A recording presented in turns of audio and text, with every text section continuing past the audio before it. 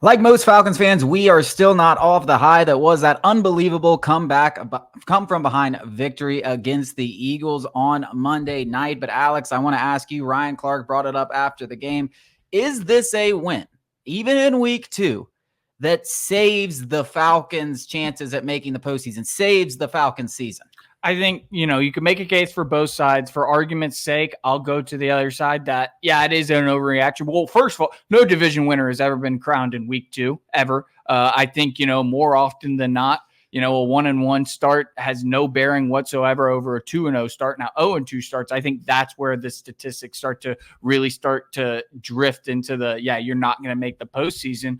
But I think, when you play two very, very good opponents to begin the season and you start 0-2, that shouldn't necessarily discourage you. Now, some 0-2 starts are they're not all the same. 0-2 starts are not built all the same. The Falcons playing an incredible defense in the Steelers while gelling all these new pieces on the offensive side across the entire team, actually.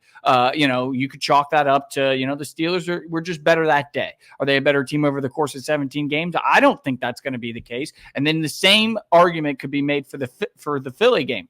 So I think when you're talking about, just getting better every single week is the most important thing in the NFL. And I think, taking away the win in general, you saw that from the Falcons, particularly Zach Robinson and the offensive line. Maybe the Eagles' defensive line isn't as good as everybody thinks it is. I don't think it is. It isn't. And especially considering you probably went from playing a top 5-ish defensive front, maybe top 3, to a bottom 5 or a bottom 3, you're obviously going to see those things correlate. But I think, week to week improvement is just as important as basically anything. And when you're talking about the Falcons' postseason hopes, which is the season, that's what we're talking about. Saving the season is the postseason.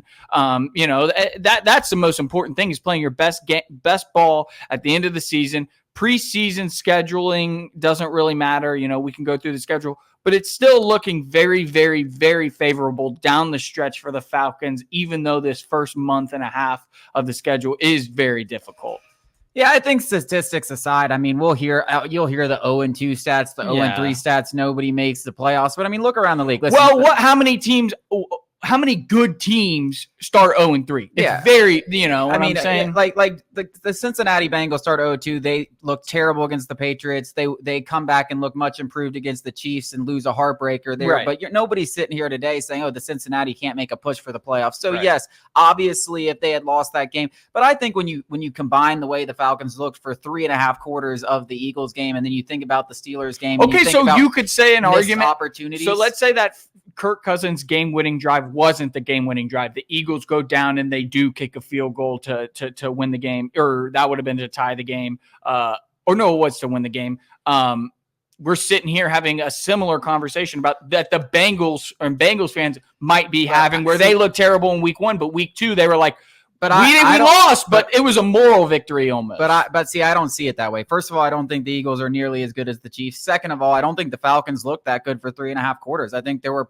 a lot of questions about Kirk Cousins, and I think that's the biggest thing. That's why I think this saved the season, because I think Kirk Cousins found himself at the end of that game. I think there were questions. You could have said if there was a very real chance we were going to sit up here on Monday or on Tuesday and talk about, hey, can Kirk Cousins throw it outside the numbers? Can he even make an 8 yards out? Scared? Is he scared? Is he healthy? The same questions we were asking about after the Pittsburgh Steelers game, we were going to ask if he doesn't have that 2-minute drive. And I think he found himself. And momentum is such a big thing in this league. And when you do look at the Falcons schedule, we can't overlook the Chiefs and the Saints and the Bucks, who look like 3 of the best teams in football. It's going to be hard to win 2 of those games. I'm not saying the Falcons can't do it, but there was a real chance if they lose this game, they're probably starting 1-4, and there's a possibility of 0-5. Even now, if they lose 2 out of 3, they're 2-3. You start looking at a 17 wildcard playoff. You have a win over the Eagles. That's all really big down the road. But I think more than anything, you want to talk about moral victories? That was a moral victory in a game that you won. And I think that's the best type of victories, because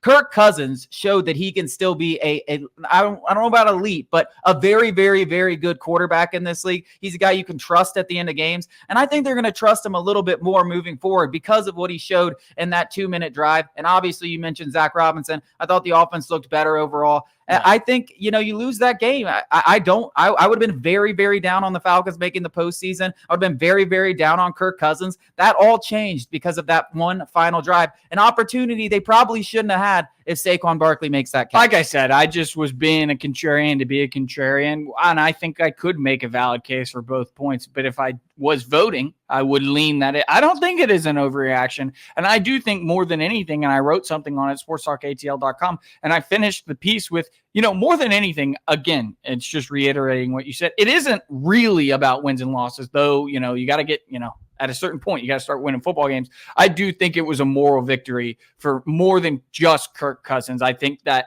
it resonated throughout Raheem Morris, Zach Robinson, Darnell Mooney, Drake London, everybody who, was like, oh, wow, we got a grown up in the room who was here for some of the quarterback turmoil under Arthur Smith. Or like in the offseason, Kirk is that guy. We go out in week one and doubt, these guys are humans. Doubt absolutely creeped into their heads.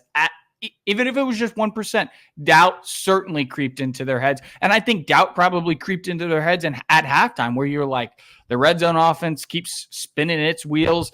Kirk Cousins looks very uncomfortable. They see it live in person. They see it as well as we do. He looks uncomfortable. He looks scared. He looked indecisive up until that Darnell Mooney touchdown. That's what it really was, which was the end of the third quarter. So for nearly 3/4 of that football game, they had to be questioning themselves. And then he puts on the Superman cape and absolutely hot knife through butter, Eagles defense to go score. So I think more than anything, like you said, the moral victory, the belief in that this guy is the dude. Yeah, and I think you could even take it a step further. Like, not only did it save the Falcons season, I think it's basically rewrote. I rewrote, Kirk Cousins' narrative, the story that we're going to tell at the end of Kirk Cousins' era in Atlanta. I think it completely rewrote that. We're having conversations about Michael Penix if it wasn't for that two-minute drive. We're having a lot of different conversations. Raheem Morris, Michael Penix, Kirk Cousins. How do we feel about all of them? It's all going to be negative talk. They rewrote the narrative, and I think they can build off this. And I think Kirk Cousins is only going to get better week after week after week. He's only getting healthier. He's only going to get better. And I think this was a giant step in the right direction for him. And this game is all about quarterback play. Let's be real. It's all about quarterback play. It's not linear. Development isn't linear. And make no mistake about it, Kirk Cousins is developing as an 11-year veteran in his own way. Health-wise, familiarity with Zach Robinson in this Falcons offense, he is still developing. And he, like you said, a giant step on Monday Night Football. Yeah. I mean, we can say this now because we won the game. It would have been an entirely different conversation. And I really do. I think it saved the Kirk Cousins era in Atlanta as well as this year's campaign.